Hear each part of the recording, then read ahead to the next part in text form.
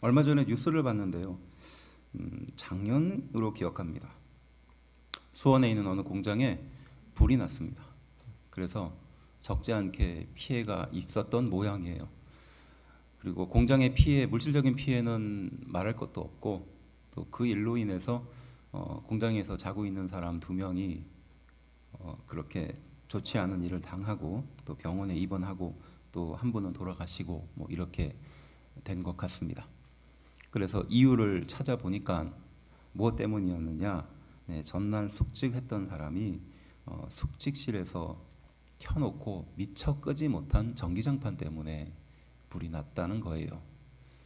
그리고 그 일로 인해서 공장이 불을 타는 것은 말할 것도 없고, 또 귀중한 생명이 그렇게 그런 일을 당했다고 합니다. 근데 마침 그 공장 주변에서 공장을 운영하시는 분을 제가 알고 있어서 혹시 그 공장이 아닐까 걱정이 돼서 한번 전화를 드렸어요. 마침 그 공장은 아니라고 합니다. 그래서 감사한 마음에 쓸어내리며 그런데 제가 갑자기 드는 생각이, 그러면 그 전기장판을 끄지 않고 간 그 사람은 어떻게 됐느냐 이렇게 물어봤어요. 안면이 있겠죠, 가까이 있는 사람이니까. 그리고 다시 한번 물었습니다.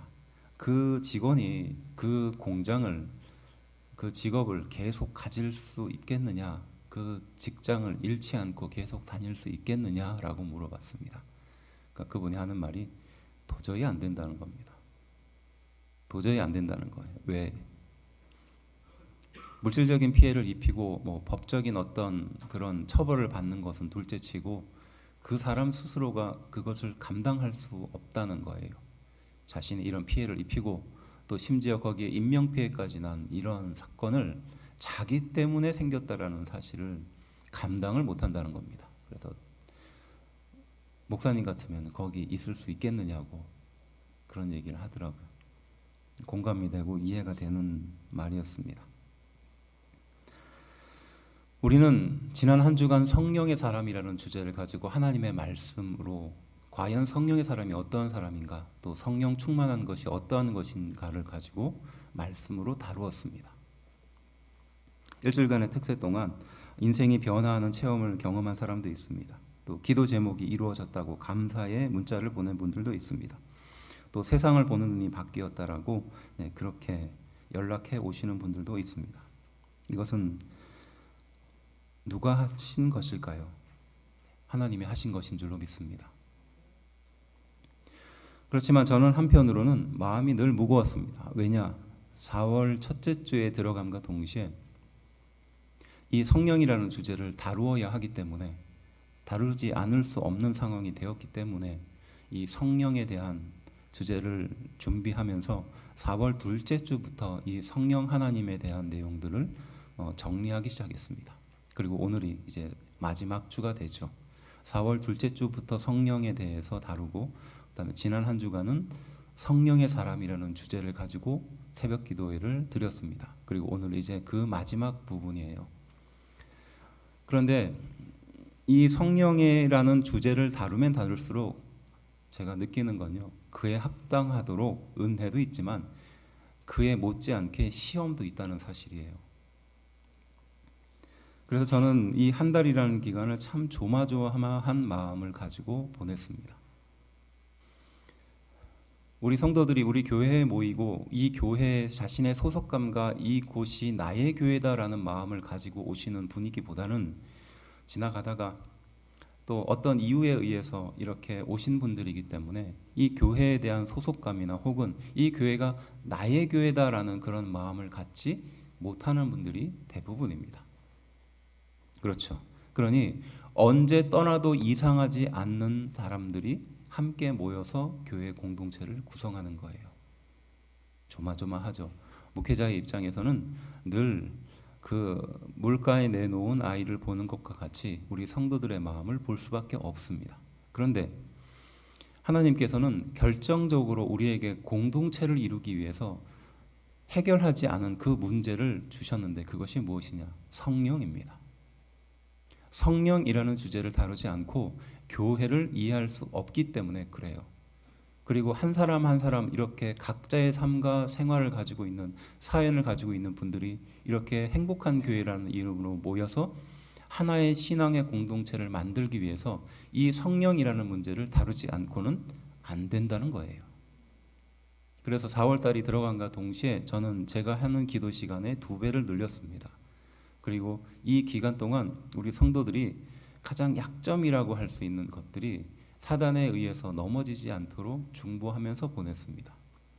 그리고 스스로도 이 한 달이라는 기간은 조심스럽고 어찌 보면 굉장히 스스로를 다잡을 수밖에 없는 그런 시간이었습니다.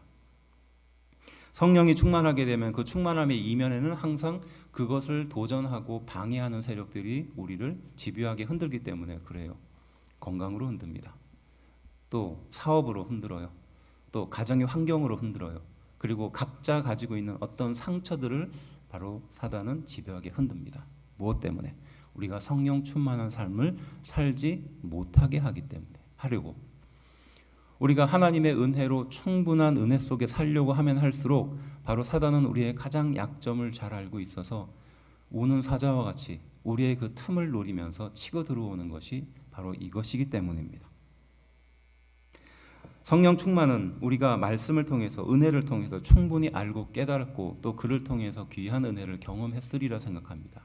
하지만 더 중요한 문제가 남아 있어요. 성령 충만을 깨닫는 것만큼 이 성령 충만을 유지하는 것이 어떤 방법으로 할 수 있는가라는 겁니다. 대부분의 성도들은 성령 충만함을 바라고 기대합니다. 그리고 그것이 어떤 것인지 알고 깨닫게 되면 세상을 바라보는 눈이 바뀌게 되죠. 그런데 그 뒤에 이어지는 고민이 무엇입니까? 내가 혹시 잘못 깨달은 것이 아닌가? 혹시 내 삶을 보면서 별로 바뀐 것도 없는데 나 혼자 이렇게 잘못된 생각에 빠져든 것이 아닌가? 그리고 또 우리 자신의 그 깊은 내면의 자존심이 우리를 다시 한번 바닥으로 끌고 내려가죠. 네 자신을 봐봐. 네가 이런 상태인데 무슨 성령 하나님을 네가 경험한다고 해. 뭐 이런 것이죠. 끊임없이 우리에게 낙담하고 단절시키는 사단의 음성이 우리를 괴롭히게 되는 것입니다. 우리가 성령 충만한 삶을 찾으면 찾을수록, 하나님께 은혜의 삶을 구하면 구할수록 이렇게 우리의 반대편에서 우리를 끊임없이 낙담시키고 실망시키는 그것이 부각될 수밖에 없던 것이죠. 그래서 교회의 입장에서, 이제 막 교회를 꾸려가는 입장에서 이 성령 충만, 성령에 대한 이야기는 굉장히 기도하면서 조심스럽게 다룰 수밖에 없었던 것입니다. 그런데 말씀은 우리에게 교훈합니다. 예수님이 이 모든 시험을 이기셨습니다. 믿으십니까? 네, 우리가 고민하고 걱정하고 근심하는 그 모든 문제를 우리 예수님이 이미 다 이기셨다는 사실이에요. 우리는 그 이기셨다는 사실을 믿고 성령을 의지하며 한 걸음 한 걸음 걸어가며 내 안에 이 부족한 것들을 더 십자가 앞에 묻는 훈련과 연습을 통해 내 생각을 버리고 성령의 생각을 내 안에 더 많이 넣을 수 있도록 그렇게 노력하는 삶을 살아가야 한다는 것이죠. 예수님의 겟세마네의 기도를 통해서 특별히 이제 이 성령에 대한 이야기를 마무리하려고 합니다. 한 달이라는 그 긴 기간 동안 본문을 무려 17군데를 이 성령 하나님에 대한 주제를 다루었습니다. 주일날 말씀은 3번을 통해서, 그리고 특별 새벽 기도의 말씀 6번을 통해서 그 구체적인 성령님의 활동과 우리가 성령 충만을 위해서 어떻게 살아야 하는가를 다루었습니다. 그리고 이제 그 마지막 정점, 예수님의 겟세마네 기도가 남아 있습니다. 이것을 통해서 특별히 현재를 살아가고 있는 우리가 성령 충만한 삶을 유지할 수 있는 비결은 어떻게 가능한지를 한 가지씩 살펴보려고 합니다. 그 첫 번째가 무엇이냐? 빚진 자입니다. 32절 말씀은 이렇게 말합니다. 그들이 겟세마네라 하는 곳에 이르매 예수께서 제자들에게 이르시되 내가 기도할 동안에 너희는 여기 앉아 있으라 하고. 그렇죠? 예수님께서 겟세마네로 제자들을 함께 데리고 가죠. 그리고 그 사랑하는 이제 뒷부분에 나옵니다. 33절 나옵니다. 베드로와 야고보와 요한을 데리고 가실세라고 말하죠. 그러니까 그 사랑하는 제자들과 함께 거기까지 갔다가 이제 그 더 어떻게 보면 핵심이 되는 제자들을 데리고 그곳으로 가는 겁니다. 그래서 여기 누가복음은 누가복음 22장은 돌 하나를 던질 만한 거리라고 표현하거든요. 그러니까 그곳이 사실은 그 이야기나 소리들이 다 들리는 거리예요. 그러니까 예수님의 기도가 다 들릴 만한 거리를 두고 예수님은 그 사랑하는 제자들과 함께 겟세마나라는 곳, 그리고 특별히 그 더 은밀한 곳으로 들어가게 되시는 거죠. 근데 33절 방금 보았듯이 심히 놀라시며 슬퍼하사라고 말해요. 도대체 우리 예수님이 어떤 마음을 가지셨길래, 또 어떤 상황이길래 왜 심히 놀라고 슬퍼하셨을까? 37절 말씀은 또 이렇게 말합니다. 돌아오사 제자들이 자는 것을 보시고 베드로에게 말씀하시되 시몬아 자느냐? 내가 한 시간도 깨어 있을 수 없더냐라고 말합니다. 그 사랑하는 제자, 또 특별히 그 최고의 수제자라고 할 수 있는 그 베드로를 향하여 말하는 거죠. 네가 한 시간이라도 깨어 있을 수 없더냐? 예수님이 말하는 겁니다. 그리고 40절 또 한번 말하죠. 다시 예수님이 보십니다. 그리고 그들이 또 자고 있죠. 제자들이. 이는 그들의 눈이 심히 피곤함이라 그들이 예수께 무엇으로 대답할 줄을 알지 못하더라. 그러니까 두 번째 예수님이 그들에게 다시 찾아갔을 때 그들의 눈에 심히 피곤함이 가득하다는 거예요. 그리고 제자들은 이 당황스러운 마음에 어떻게 예수님께 대답하지 못하고 우물쭈물하고 있는 겁니다. 우리 교직에 계신 분들이나 또 이런 분들은 잘 알 겁니다. 여기서 말하고 있는 그들의 눈이 심히 피곤함이러라 라는 그 말이 무슨 말인지 아실 거예요. 그리고 목회자인 저도 매주 압니다. 우리 성도들의 눈을 보면서 그들의 눈이 심히 피곤함이라게 보일 때가 있습니다. 농담이고요. 예수님이 그러한 제자들의 모습을 보면서 그 눈에 심히 피곤함을 보면서 어떤 생각을 하셨을까? 그리고 이제 41절에 말씀하십니다. 세 번째 오사 그들에게 이르시되 이제는 자고 쉬라. 그만 되었다. 때가 왔도다. 보라 인자가 죄인의 손에 팔리느니라 라고 말합니다. 세 번째 예수님 오시고 이제 됐다. 이제 자라 라고 말씀하시는 거죠. 저는 이 본문을 읽으면서 몇 가지 의문이 들었어요. 왜 예수님께서 그 마지막 순간에 이렇게 땀이 피가 되도록 기도하는 그리고 말씀에 읽었듯이 심히 놀라고 슬퍼하는 상태에 있으셨을까? 예수님이라면 굳이 그렇게까지 하실 필요가 있을까? 위대하신 하나님이잖아요. 세상을 창조하신 그 하나님께서 왜 심히 놀라고 피곤하고 그리고 땀이 피가 되는 그런 기도를 했으며 또 제자들을 세 번씩이나 찾아가서 그들의 눈에 피곤함을 보면서 이런 기도를 하셨을까라는 겁니다. 제자들과 예수님은 왜 이렇게 온도 차이가 클까요? 예수님의 고통과 고민에 제자들은 전혀 공감하고 있지 못한다는 뜻이죠. 당연히 알고 있는 내용입니다. 예수님은 지금 십자가 앞에 인류의 죄를 지기 위해서 그 마지막 사명의 순간에 머물러 있는데 제자들은 전혀 그것에 대해서 공감하고 있지 않고 있는 거예요. 요만큼도죠. 예수님이 중간에 내가 이제 곧 십자가를 질 것이다 라고 말씀하자 베드로는 말합니다. 그건 절대 안 되는 일입니다. 어떻게 예수님이 십자가를 질 수 있습니까? 그때 예수님은 베드로를 향하여 소리치시죠. 사단아 물러가라 입니다. 제자로서 예수님의 그 삶에 직접적으로 연관되고 그 제자의 삶으로서 예수님을 가까이 지켜봤지만 예수님을 도무지 이해할 수 없는 상태였던 거죠. 그리고 그 마지막 정점이 바로 겟세마네 기도였던 겁니다. 예수님의 고통과 고민에 공감이 없었던 거죠. 근데 여기서 더 중요한 이유가 있어요. 뭐 때문일까요? 제자들은 예수님께 빚지지 않았기 때문입니다. 제자들이 예수님께 빚지지 않았다는 것이 무슨 말입니까? 라고 물을 수 있어요. 근데 가만히 생각해보고 묵상해보면 이게 무슨 뜻인지 선명하게 다가올 겁니다. 제자들은 예수님께 별로 빚진 게 없었기 때문에 그래요.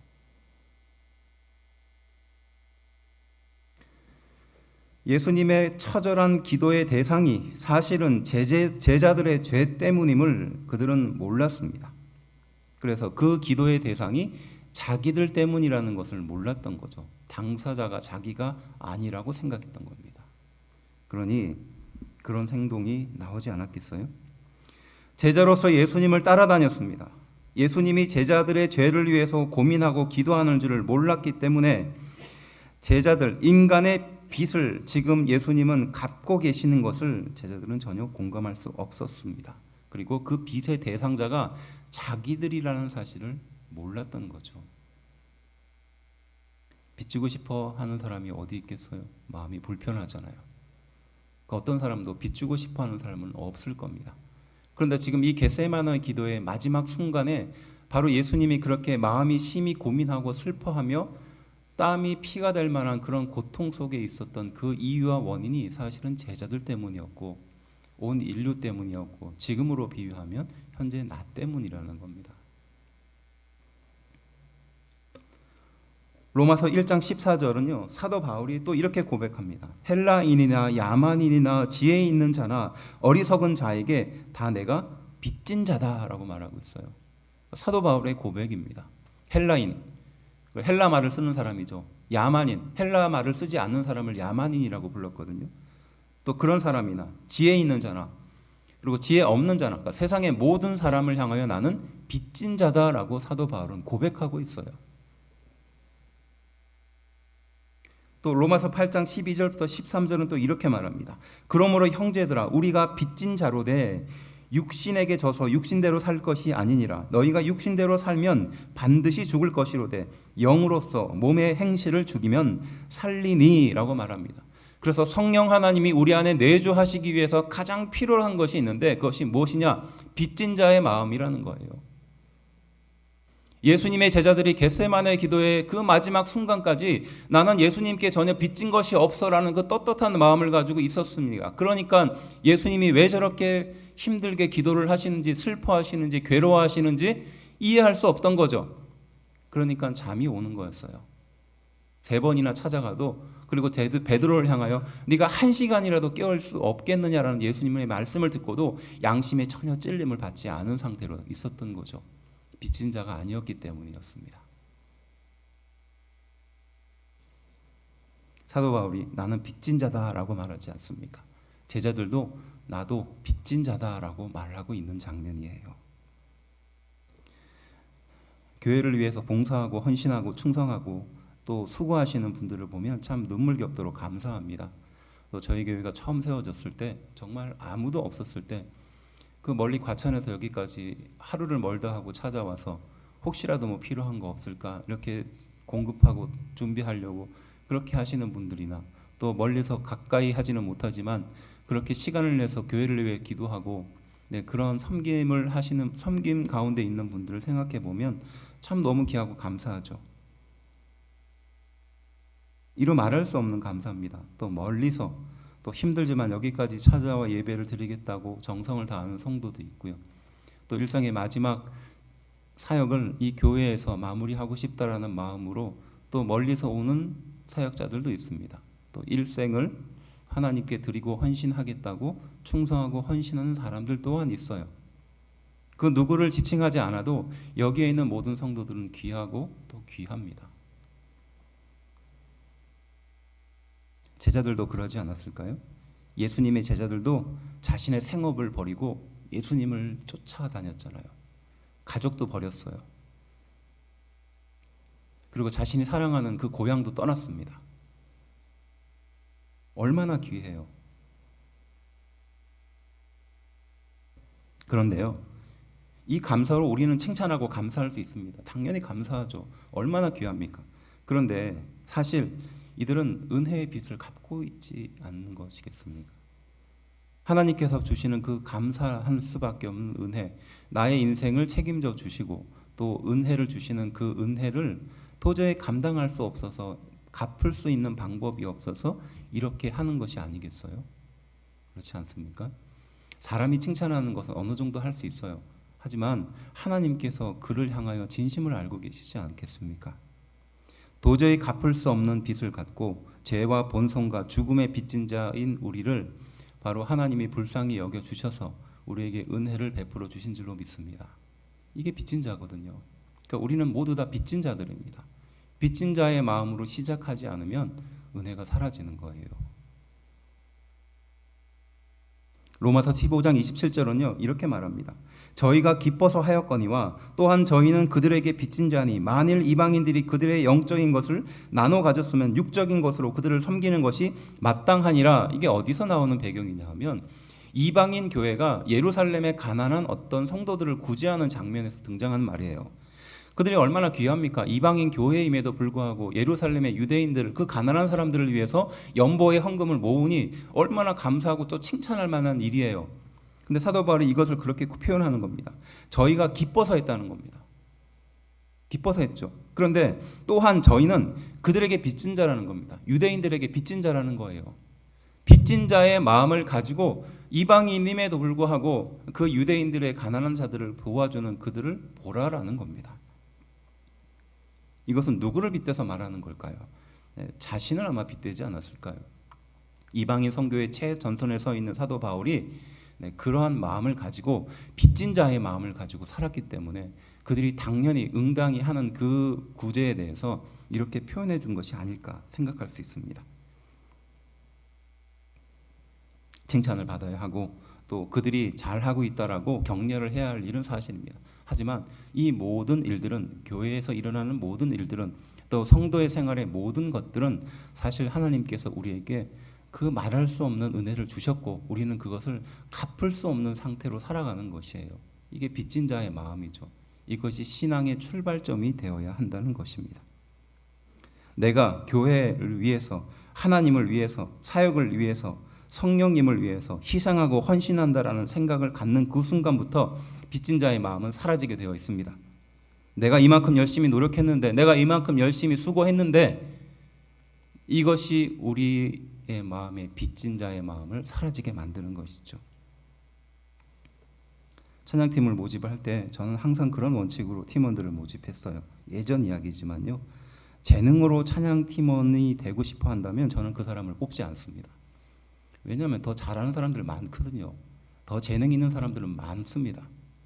근데 그 사람의 재능이 자신이 이 재능이 하나님께서 주신 것이고 이것을 재능의 빚을 갚기 위해서 기꺼이 희생하고 헌신하겠다라는 마음으로 찬양팀에 들어오지 않으면 저는 그 사람과 사역할 수 없다고 원칙을 진작에 세웠습니다. 그래서 어설픈 재능을 가지고 그렇게 하나님을 찬양할 바에는 차라리 부족한 재능으로 진실된 마음으로, 빚진 자의 마음으로 하나님을 찬양하는 것이 훨씬 더 하나님께서 기쁘게 받으신다라는 생각을 가지고 있어요. 특세 때도 말씀드렸지만 제가 매일매일 3시간 운전을 하면서 광명에서 저 노원 끝까지 운전을 하면서 사역을 할 수밖에 없었던 상황도, 또 집사람이 아이를 베고 3시간 동안 전철을 타고 그렇게 1년 동안 왔다 갔다 하면서 직장 생활을 유지했던 것도 그렇고, 이후의 유학 생활이나 그 이후의 모든 삶도 어떻게 보면 의지가 강하고 사명감이 투철해서라고 말할 수 있지만 사실은 그게 아니었습니다. 이유가 다 있죠. 무엇이겠습니까? 빚진 자였기 때문에 그래요. 하나님이 나를 사랑하시고 나의 인생을 인도해 주시는 그것이 너무 감사해서 이것을 빚진 자의 마음을 가지고 감당할 수 있는 것이었던 겁니다. 나를 위해서 생명을 주시는 성령님의 활동에 빚진 자의 마음을 갖는 것, 바로 제자들도 그랬고요. 사도 바울도 빚진 자의 마음을 가지고 있었다는 사실이에요. 우리 귀한 성도들이 이 빚진 자의 마음을 잃지 않는 은혜를 갖기를 주의 이름으로 축원합니다. 두 번째는 무엇입니까? 자기를 부인하고 자기 십자가를 지는 자입니다. 14장 34절은요 이렇게 말씀하십니다. 말씀하시되 내 마음이 심히 고민하여 죽게 되었으니 너희는 여기 머물러 깨어 있으라 하시고. 우리 예수님이 심히 고민하여 죽게 될 지경에 이르렀다는 거예요. 얼마나 마음에 큰 고통이 있는지 죽을 지경이라고 말씀하시는 겁니다. 그리고 36절 이렇게 말합니다. 이르시되 아빠 아버지여, 아버지께는 모든 것이 가능하오니 이 잔을 내게서 옮기시옵소서. 그러나 나의 원대로 마시옵고 아버지의 원대로 하옵소서 하시고 라고 말합니다. 우리 예수님이 얼마나 간절했던지 이 잔을 좀 옮겨달라고 하나님께 구하고 있는 것이에요. 저는 이 장면을 읽으면 굉장히 좀 거리감이 느껴집니다. 그 위대하신 하나님이, 그 세상을 창조하신 예수님이 그 하나님께 이런 기도를 하는 이유가 뭘까? 이렇게 기도 안 하셔도 되는데 굳이 세상을 명령하면서 세상을 바꾸실 수 있고 기적을 나타내실 수 있는 그런 분이잖아요. 그런데 하나님께 매달려서 이 잔을 좀 옮겨달라고 기도하고 있어요. 왜 이렇게 하셨을까요? 고민하여 죽게 되었다고 표현하고 땀이 피가 되도록 기도하시는 이유가 뭘까요? 예수님은 이 기도를 위해서 누가복음 22장 43절은 어떻게 표현하느냐? 천사가 하늘로부터 예수께 나타나 힘을 더하더라라고 말합니다. 그러니까 얼마나 힘이 들었든지 바로 그 예수님의 기도를 옆에서 돕는 천사가 직접 내려와서 기도를 돕고 있었던 거예요. 그만큼 어렵다는 겁니다. 무엇이? 자기 부인이요. 그리고 자기 십자가를 지는 것이 그만큼 힘들고 어려운 일이라는 겁니다.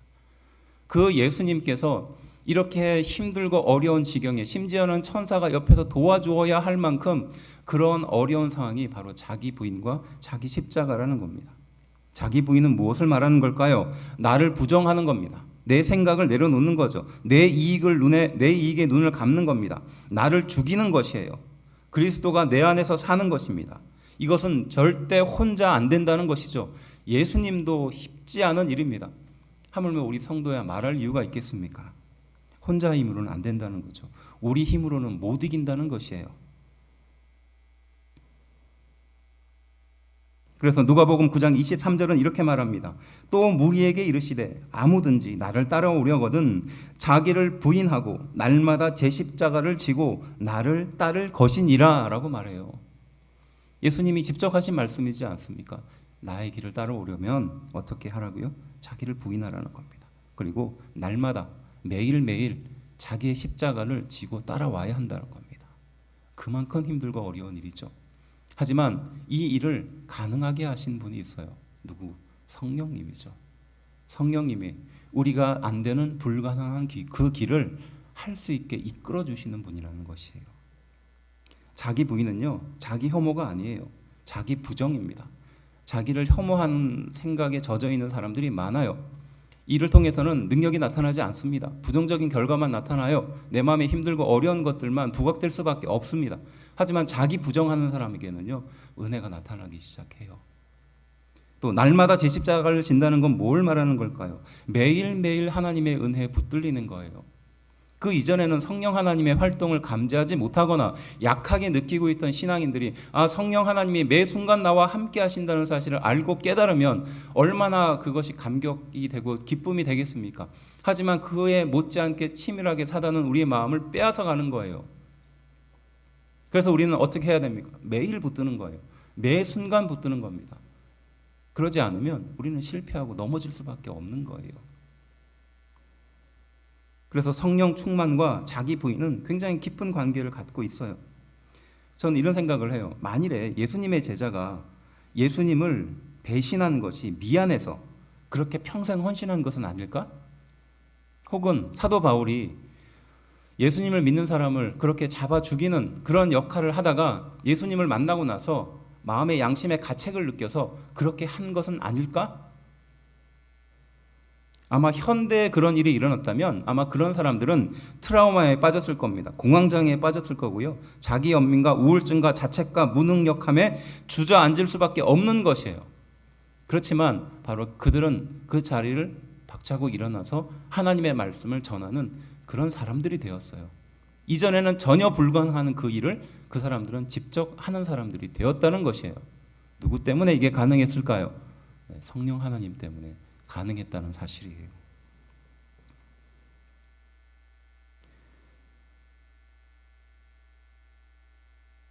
자기 부인과 자기 십자가는 쉽지 않습니다. 우리의 힘으로는 되지 않습니다. 예수님마저도 심히 고민하고 죽게 되었다라고 말하는 그러한 일입니다. 그러니 성령 하나님의 도움이 전적으로 필요한 거죠. 사단이 자기 연민으로 우리의 귀에 속삭일 때 자기의 생각을 부인하는 자기 부정이 필요한 것이죠. 대부분의 마음속 시험은요, 당시에는 일어나지 않습니다. 언제 일어날까요? 그 이후에 집에 돌아가서 상황을 묵상하면서 그 시험의 깊이가 더 깊어져요. 헤어날 수 없는 지경에 빠집니다. 그리고 심지어는 하나님을 원망하는 지경까지 갈 때가 있습니다. 그럴 때 자기 연민에 빠지지 않고 자기 부정을 하는 거예요. 자기의 생각과 정의와 상처를 버리고 맡겨주신 십자가 곧 사명을 이루는 것이 바로 성령 충만의 비결인 줄로 믿습니다. 사역자가 빠지기 쉬운 자기 연민은 뭐가 있을까요? 내가 이렇게 남들보다 헌신했는데, 하나님 바라보면서 순수하고 거룩하게 살려고 발버둥 쳤는데, 이것이 사역자가 빠지기 쉬운 자기 연민이에요. 사람이 보기에는 칭찬하고 위로할 수 있습니다. 참 대단해. 그렇게 어떻게 잘할 수 있어? 그렇게 힘들고 어려운 상황에서 그렇게 견디고 여기까지 올 수 있어? 그럴 수는 있어요. 하지만 자기 연민이 사역자를 지배하는 순간 사명을 잃게 되는 거예요. 보잘것없는 인생을 택해서 우리에게 능력을 주시고 힘을 주시고 용기를 공급하여 주시는 것입니다. 그것이 하나님이지 않습니까? 하나님이 감당할 수 없는 영광에 내 인생을 도구로 사용하신다는 거예요. 믿으십니까? 이것이 자기 부정인 거예요. 그리고 매일 자기의 십자가를 지고 예수님의 길을 따라가는 것인 줄로 믿습니다. 우리 귀한 성도들이 자기를 부인하고 자기 십자가를 지는 은혜가 있게 되기를 주의 이름으로 축원합니다. 마지막 세 번째는요, 순종하는 자예요. 36절 말씀인데요, 우리 함께 한 목소리로 좀 읽어볼까요? 읽어봅시다. 시작. 이르시되 아빠 아버지여, 아버지께는 모든 것이 가능하오니 이 잔을 내게서 옮기시옵소서. 그러나 나의 원대로 마시옵고 아버지의 원대로 하옵소서 하시고. 예수님의 고백이죠. 나의 원대로 하지 마시고 아버지의 원대로 하옵소서라고 말합니다.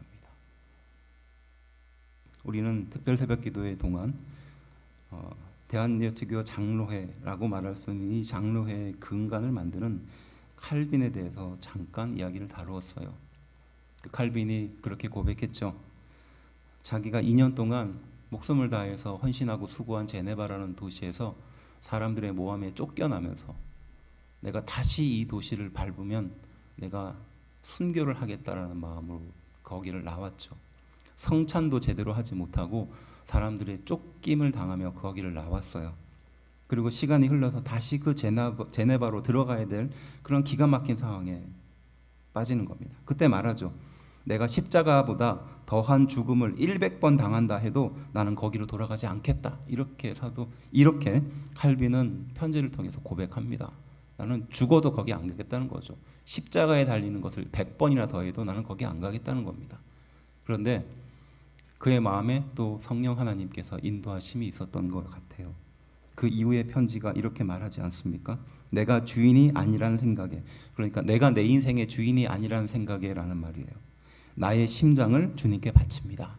이렇게 고백합니다. 그러면서 나는 하나님께 순종하기 위해 나의 뜻과 애틋한 감정을 바치오며 복종시킬 것이며 흔들리지 않을 것입니다. 그리고 나 자신의 뜻을 버려야 할 때에는 언제든지 주님께서 친히 나에게 말씀하신 것을 소망하면서 나 자신을 복종시키고자 합니다. 그리고 그가 그 제네바라는 도시에 들어가서 종교 개혁을 완성하죠. 그리고 우리가 너무나 잘 알고 있는 목사와 집사와 이 기본적인 장로교의 기본 틀과 그 유명한 기독교 강요라는 책을 남기죠. 나의 심장을 주님께 바친다라는 이 순종이 없었으면 되지 않았을 일입니다. 예수님도 이 고난과 죽음의 잔을 옮기고 싶으셨을 겁니다. 그러나 하나님의 뜻대로, 하나님의 원대로 순종하겠다라고 고백하지 않습니까? 사도행전 5장 32절은 이렇게 말합니다. 우리는 이 일의 증인이고 하나님이 자기에게 순종하는 사람들에게 주신 성령도 그러하니라 라고 말하는 거예요. 성령의 충만함을 받으려면, 성령 하나님이 내 안에 존재하고 계심을 우리가 확실히 깨달으려면 유일하게 할 수 있는 것이 있어요. 무엇입니까? 순종이라는 거예요. 순종을 통해서 성령님이 오셨다는 것입니다. 왜 우리는 순종해야 할까요? 이것은 우리 기도회를 통해서도 확인했던 내용입니다. 왜냐? 우리는 자기 기준 때문에, 자기의 상태를 모르기 때문에, 이것을 알 수 있는 방법이 없기 때문이라는 거예요. 그래서 그 성령 하나님의 음성에 순종하지 않으면 우리는 도저히 그 길을 헤쳐나갈 수 없는 상태이기 때문이라는 겁니다. 갈라디아서 5장 17절은 이렇게 우리에게 말합니다. 육체의 소욕은 성령을 거스르고 성령은 육체를 거스르나니 이 둘이 서로 대적함으로 너희가 원하는 것을 하지 못하게 하려 함이니라 라고 말합니다. 반드시 성령 충만 뒤에는 육체의 소욕이 따라온다는 뜻이죠. 언제든지 우리는 넘어질 수 있다는 것입니다. 그래서 바로 아버지의 원대로 해야 될 순종이 필요하다는 겁니다. 우리는요, 우리 인생의 한 치 앞도 볼 수 없는 인생이에요. 그렇지 않습니까? 아무리 대단한 사람이라도요, 미래를 예측하려고 발버둥을 치지만요, 단 1초도 예상할 수 없는 것이 인생이에요. 그런 인생을 향하여 많은 것을 계획하고 또 준비한다 할지라도 하나님이 우리 인생을 계획하신 그 계획에 비하면 아무것도 아니지 않습니까? 근데 우리는 그것 때문에 힘들어하고 스트레스 받고 괴로워하고 왜 나에게 이런 일을 주셨는가? 왜 나를 이런 환경에 놓으셨는가라고 말하죠. 그때 우리가 해야 할 유일한 방법입니다. 이 길이 어떠한 곳이든 하나님께서 보내주심을 믿고 순종하겠습니다. 나의 뜻대로 하지 말고 하나님의 뜻대로 하기를 원합니다. 이런 순종이 우리 안에 바로 성령님의 활동을 도우는 줄로 믿습니다. 정리하면요, 성령 충만의 비결은요, 빚진 자의 마음을 갖는 거예요. 갚을 수 없는 은혜의 빚을 지고 살고 있다는 것을 우리가 깨닫는 겁니다. 두 번째는 뭘까요? 자기를 부인하는 겁니다. 그리고 자기 십자가를 지는 거죠. 자기 연민과 생각을 부인하고 십자가에 못 박는 것입니다. 그리고 자기에게 맡겨진 사명을 매일매일 지는 것이에요. 마지막 세 번째는 그 하나님의 뜻에 순종하는 겁니다. 스가랴서 4장 6절은 이런 말씀을 우리에게 교훈하고 있습니다. 만군의 여호와께서 말씀하시되 이는 힘으로 되지 아니하며 능력으로 되지 아니하고 오직 나의 영으로 되느니라. 아멘. 힘이 아니라는 겁니다. 능력이 아니라는 거예요. 대단한 사람들의 모임, 어떤 그 능력, 군대와 같은 그런 힘이 아니라는 겁니다. 개인의 달란트와 개인의 어떤 능력, 그 재능으로 될 수 없다는 것이에요. 이 모든 일이 될 수 있는 것은 하나님의 영으로, 성령으로 되는 것이다라고 우리에게 교훈하고 있는 줄로 믿습니다. 인생이 변화하는 기적 같은 일, 나 자신도, 가정도, 교회도 바로 이 성령의 능력으로 되는 줄로 믿습니다. 사실 제가 그렇게 헌신할 수밖에 없었던 이유가 있어요. 아시고 있는 분도 계실 겁니다. 저는 사실 굉장히 화려한 사역을 많이 했습니다. 제 능력에 비해서 하나님께서 저를 아주 좋은 곳에, 화려한 무대에 저를 세워주셨던 곳 같아요. 좋은 멘토들을 만나고요, 좋은 목사님들을 만나고요, 또 좋은 사람들과 또 그런 곳에서 사역할 수 있는 기회가 참 사역 처음부터 열렸어요. 그래서 안 되는 게 없었습니다. 당연히 되지라는 생각이 가득했었던 사람이었어요. 하나님께 은혜의 빛을 갚는 마음도 없었어요. 내가 빚진 자라는 마음이 없었죠. 내가 이렇게 하나님께 헌신하는데 이런 마음이 더 컸을 겁니다. 자기 부인도 없었어요. 자기 십자가는 말할 것도 없었습니다. 또 진정한 순종이 뭔지도 모를 때였어요.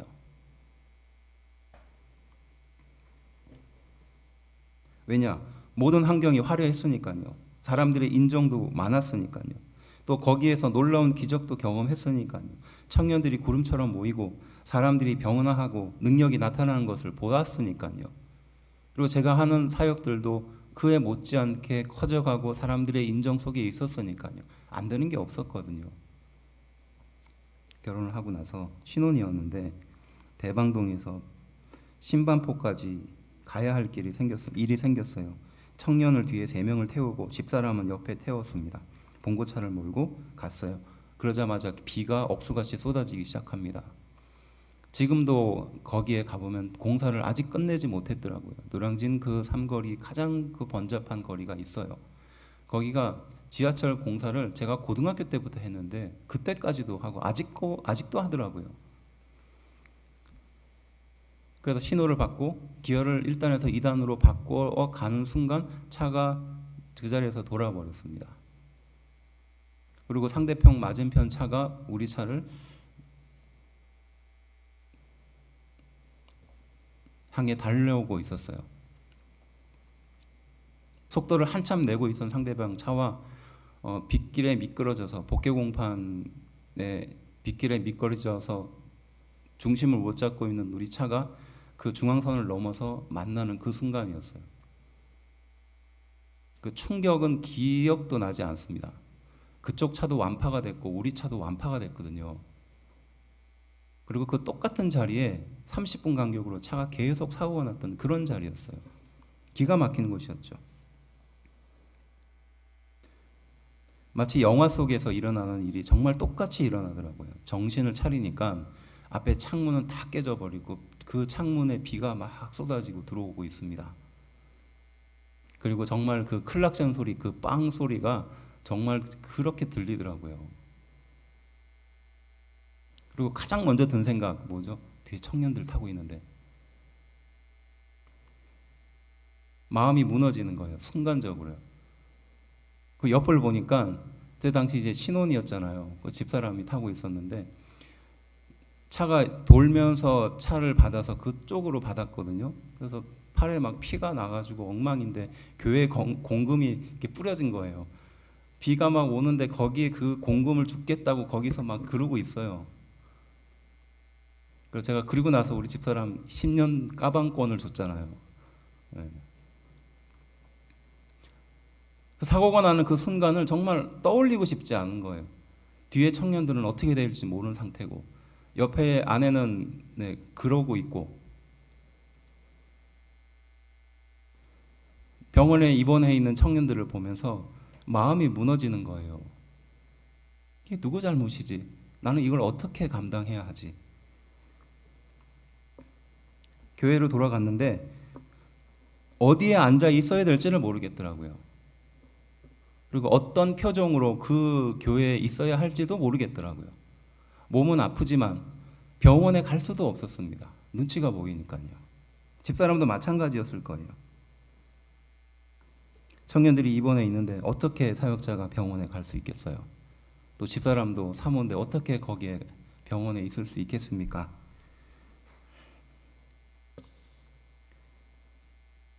그때 알았어요. 빚진 자의 마음이 이런 거구나. 그때 생각했습니다. 예수님의 이 말씀들이 떠오르는 거예요.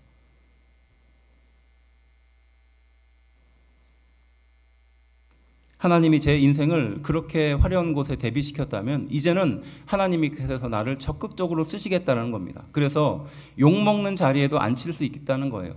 그리고 영광스러운 자리에도 내가 앉힐 수 있다는 겁니다. 누구의 뜻에 따라서? 하나님의 뜻에 따라서 너는 그러한 도구로 사용될 거라는 것이죠. 청년과 교회의 마음이 빚을 갖고 평생 빚진 자의 마음을 가지고 살아가라는 거죠. 아마 예수님과 제자들이 그러하지 않았을까요? 그리고 사도 바울이 그러한 마음이지 않았을까요? 자신은 빚진 자가 아니었는데 사실 알고 보니까 엄청난 빚을 진 사람이었다는 것을 뒤늦게 깨달았던 거예요. 그러니 일평생 하나님의 일에 헌신하지 않을 수 없는 거예요. 작은 일이 중요한 게 아닌 게 되고 버린 겁니다. 그리고 제가 간 교회가 바로 그 노원에 있는 교회예요. 저희 집은 광명에 있었잖아요. 그러니 그 서부간선도로와 내부순환로와 동부간선도로 제일 막히는 시간에 가면 3시간 반이 걸립니다. 저녁에 사역일 끝나고 집에 가면요. 새벽기도 다음에 들으려면 못 와요. 교회에서 자야 돼요. 그 생활을 1년을 했습니다.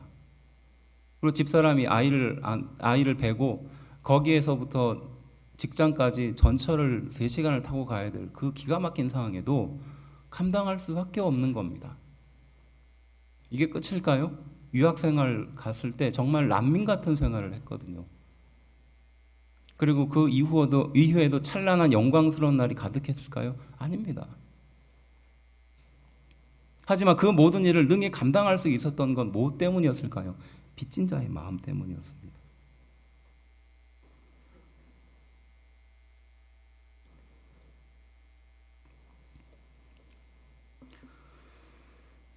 실수로 불을 낸 직장인이 그 회사에 계속 다닐 수 있을까요? 안 될 일입니다. 불가능한 일이죠. 우리는 하나님의 사명을 과연 감당할 수 있는 사람들일까요? 안 될 일입니다. 빚진 자의 마음이 없이는 안 될 일이에요. 자기 부인과 자기 십자가를 지지 않고는 안 될 일입니다. 순종이 없이는 안 될 일이라는 것입니다.